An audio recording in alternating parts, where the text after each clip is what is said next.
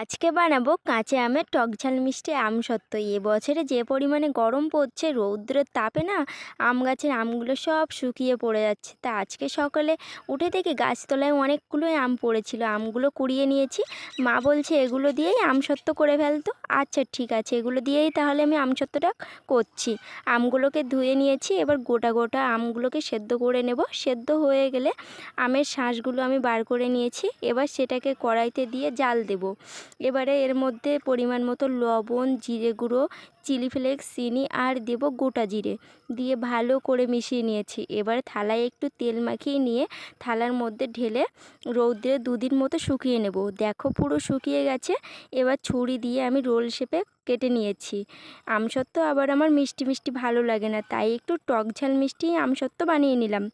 তোমরাও বাড়িতে এরকমভাবে ট্রাই করো, আর খেতে কিন্তু দারুণ হয়েছিল। ভিডিওটা কেমন লাগলো জানিও।